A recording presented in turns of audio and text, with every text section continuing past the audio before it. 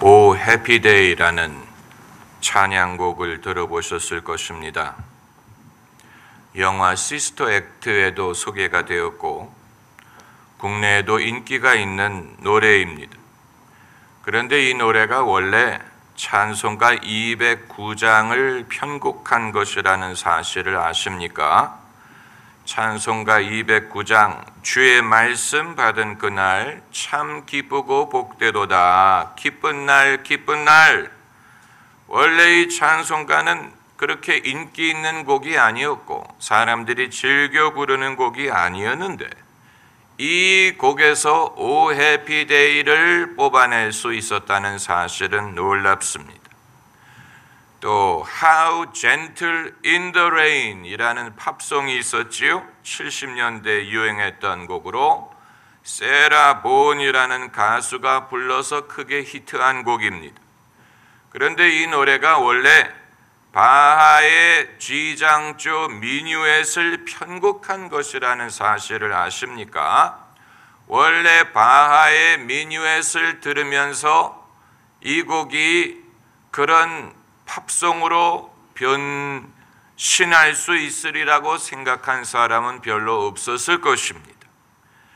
비틀즈 4명 멤버 중에 링고 스타가 작사 작곡한 With a Little Help라는 곡이 있었지요.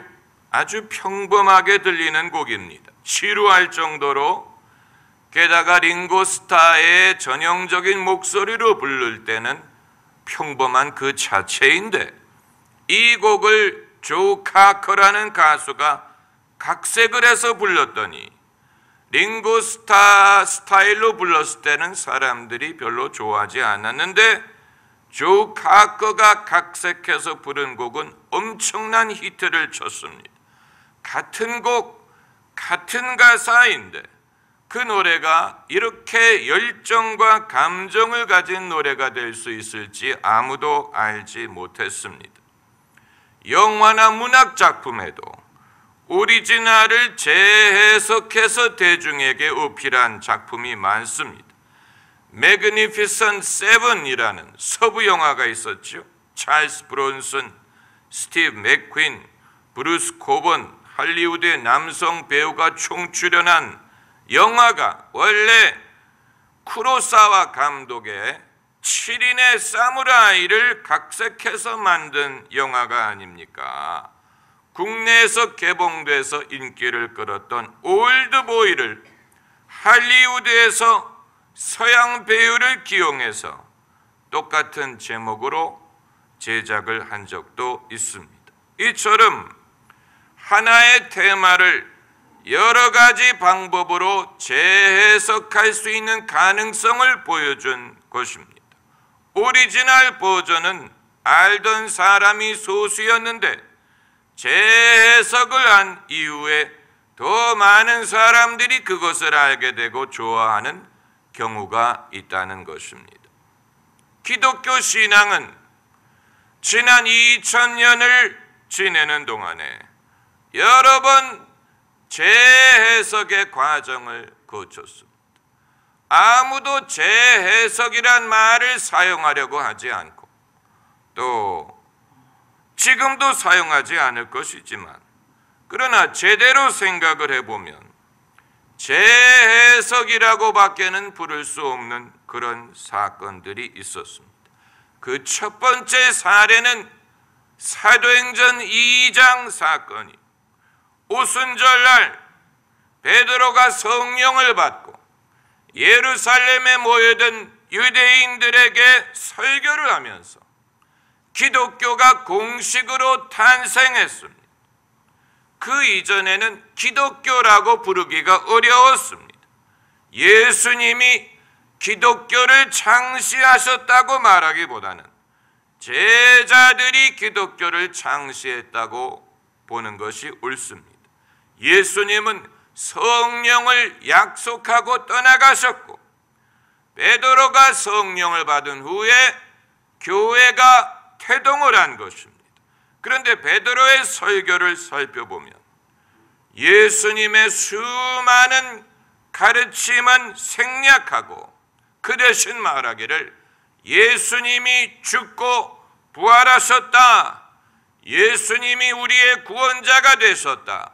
예수님을 믿음으로 우리가 죄사함을 얻는다라는 메시지를 전했습니다. 이것은 예수님의 재해석이라고 부를 수밖에 없습니다. 그렇게 할 만한 권한을 예수님이 베드로에게 주고 떠나셨습니다.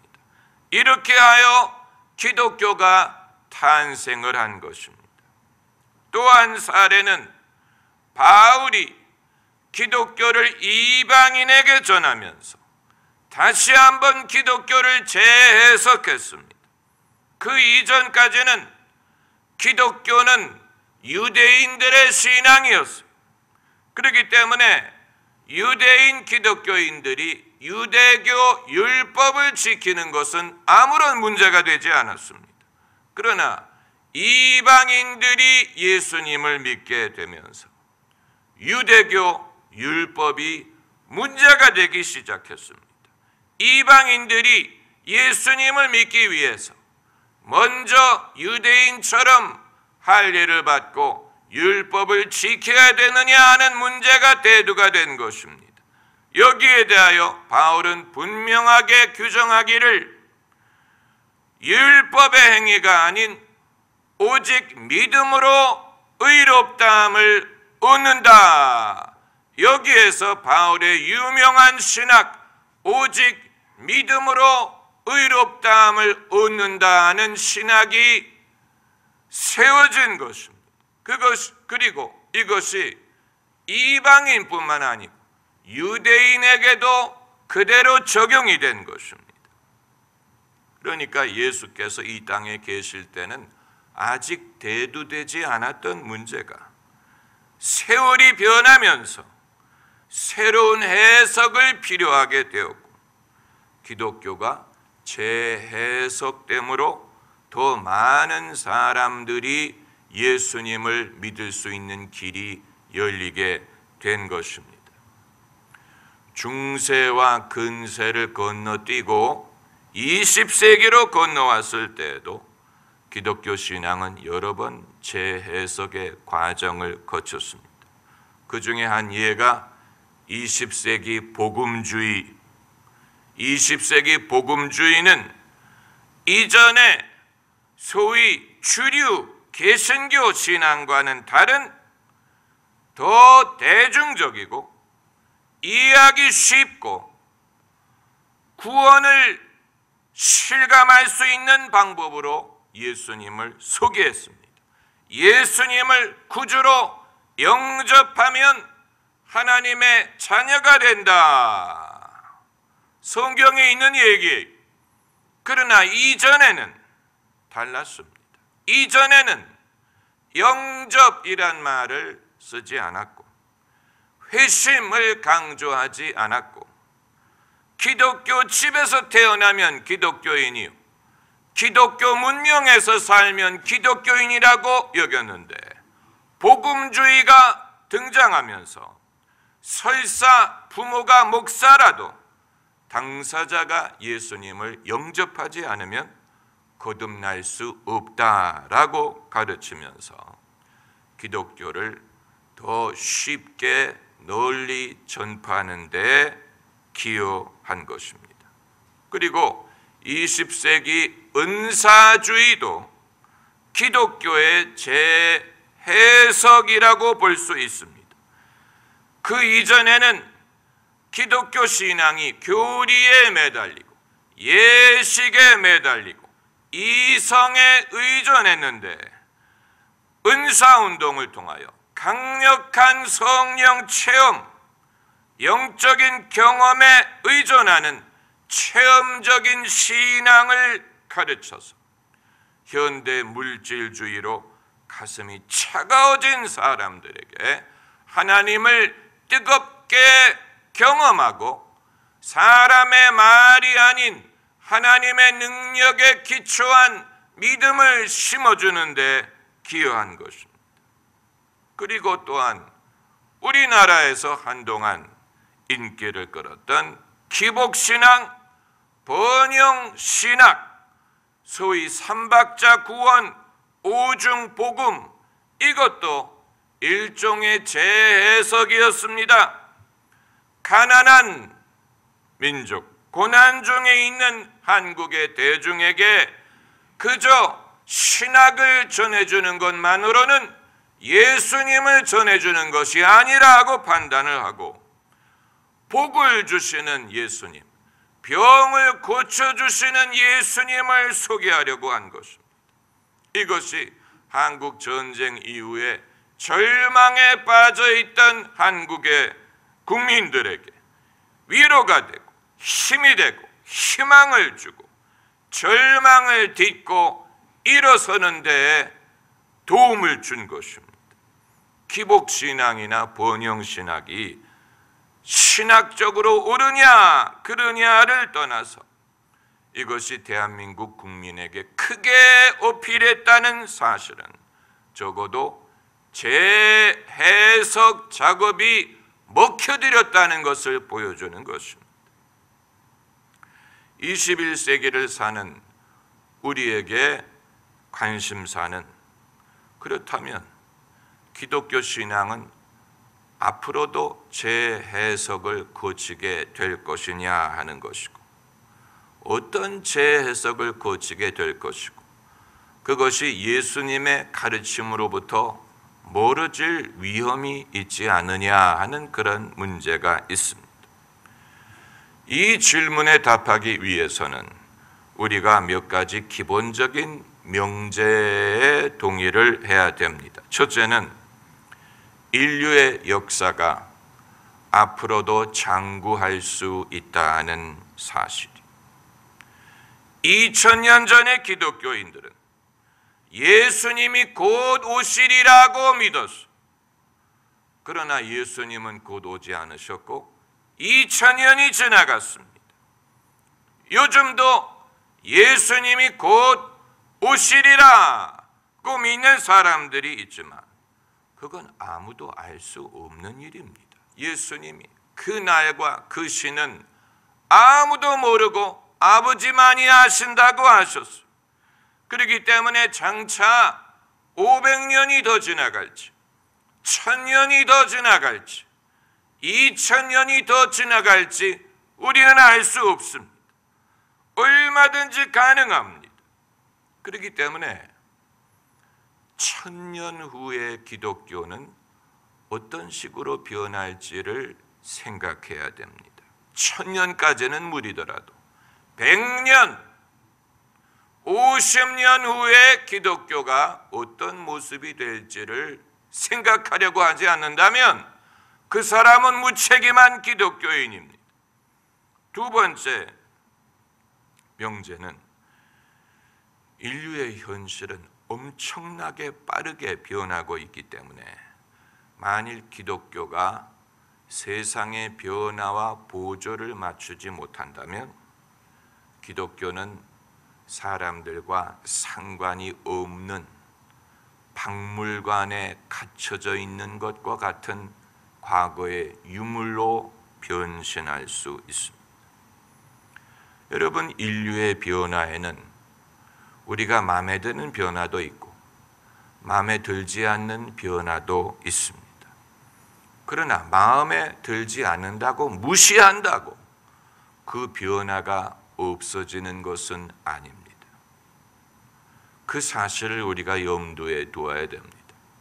그렇기 때문에 내 마음에 들지 않는 인류의 변화에 대하여 기독교가 어떻게 응답할 것인지를 우리가 생각하지 않는다면 그들에게는 예수님은 아무 상관이 없는 분이 되어버릴 것이고 그것은 우리의 책임이 될 것입니다. 며칠 전에 워싱턴 포스트지를 보니까 인터넷 게이머들을 위한 온라인 교회를 하는 목사님에 대한 기사가 실렸어요. 게임, 여러분 중에 게임하는 분들이 별로 없으실 것입니다. 그러나 전 세계적으로 온라인 게임을 하는 사람들은 수억 명이 매 시간 인터넷에 접속해서 게임을 하는데 그들과 함께 예배를 드리겠다는 착상. 그래서 비디오 카메라를 설치를 하고, 그리고 이름을 알지 못하는 익명의 게이머들을 대상으로 설교를 하는데, 매번 접속해서 설교를 듣는 사람들이 수십 명이라는 것입니다. 이 수백 명이 정기적으로 이 목사님의 설교를 이 게임을 통하여 듣는다는 놀라운 일이지요. Why not? 안 하는 것이 이상한 것이고, 하는 게 이상한 게 아니고 안 하는 게 이상한 것입니다. 예수님은 양의 목자시기 때문에 양들이 있는 곳이라면 목자가 찾아가야지. 영국 브라이튼에 있는 세인트 피터스 교회는 성공의 교회입니다. 성공회는 가톨릭 다음으로 예전과 전통을 중요하게 여기는 교회. 그런데 브라이튼에 있는 이 성공의 교회는 그 모든 예전을 다 집어던지고 목사님이 진 바지를 입고 설교를 하고 파이프 오르간 대신에 밴드가 찬양 반주를 하고, 그리고 물을 뿌림으로 세례를 주지 않고 바다 해변에 데리고 가서 바닷물에다가 퐁당 빠뜨려서 침례를 줍니다. 이거 성공에 맞느냐? 성공에.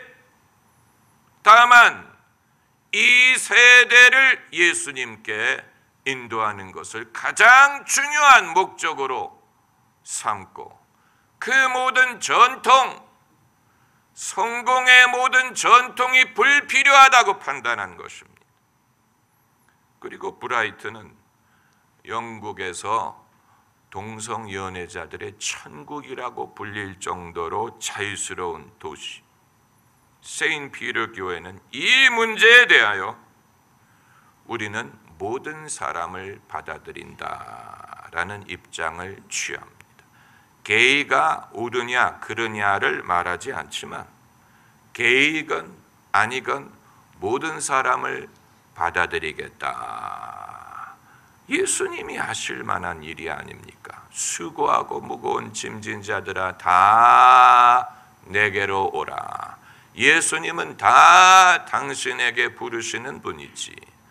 그게 아니고 내게 오려는 사람은 행실이 깨끗하고 반듯하고 모범적이고 도덕적이고 그러면 와라.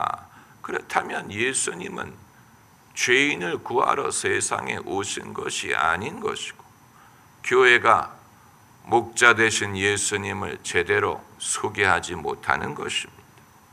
그리고 세 번째 명제는 이처럼 신앙을 재해석할 수 있는 능력을 성령이 주신다는 사실. 이건 놀라운 것입니다. 오늘 본문 7절 말씀에 내가 떠나가는 것이 너희에게 유익이라. 내가 떠나가지 아니하면 보혜사가 너희에게 오시지 아니할 것이요 가면 내가 그를 너희에게로 보내리니. 보혜사란 성령을 일컫는 말입니다. 내가 떠나가는 것이 유익이라고 하셨어요. 그렇기 때문에 예수님이 떠나가신 것입니다. 떠나가시고 대신에 보혜사 성령을 보내주신 것입니다.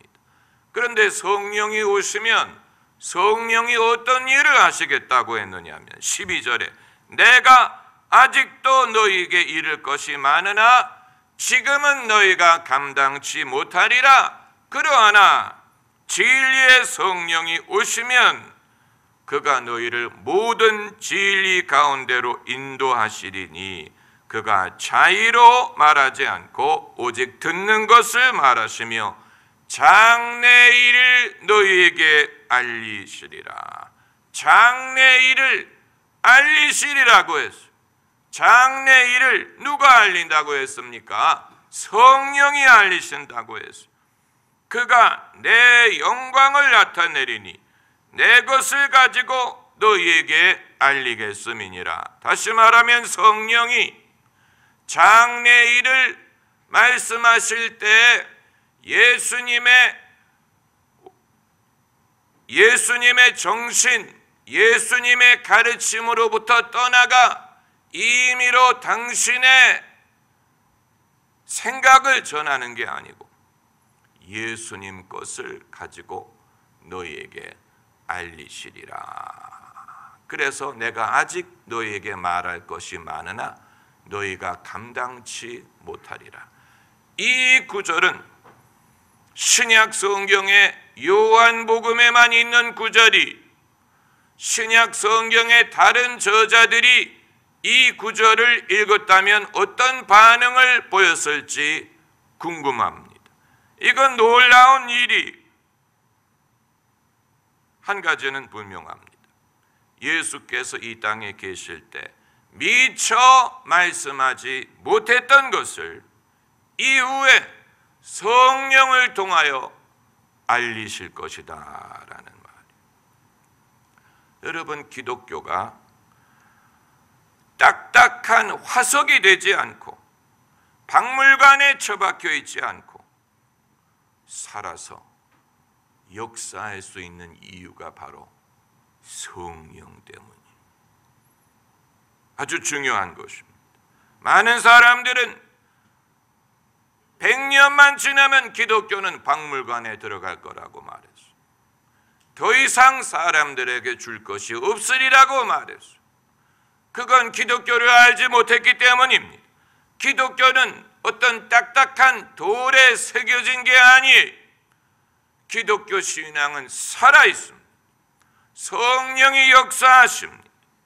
지난 2000년 동안 기독교 신앙은 성장했고 부흥했고 더 많은 민족에게 전파됐고 앞으로도 그럴 것입니다. 세상이 아무리 바뀌어도 그리고 그렇게 되는 과정에서 우리가 미처 알지 못했던 더 좋은 면이 드러나게 될 수도 있습니다. 마치 찬송가에서 오 해피 데이를 뽑아내었던 것처럼 예수님은 목자이시기 때문에 양들이 있는 곳에 예수님은 찾아가기를 원하십니다.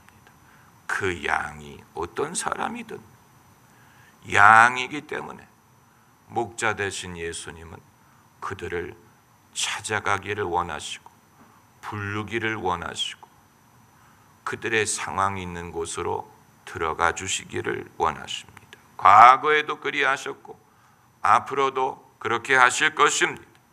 인류의 역사가 앞으로 얼마나 오래 갈지 알 수 없지만 종말의 때까지 요한계시록 마지막 장 마지막 구절에 성령과 신부가 말하기를 오라 하는도다. 그 말은 종말의 때까지 땅에는 성령과 교회가 있으리라는 말씀. 그래서 성령과 신부가 말하기를 성령과 교회는 예수님 오실 때까지 이 땅에 존재할 것이고 예수님의 나라는 무궁할 것입니다. 할렐루야. 기도하십시다.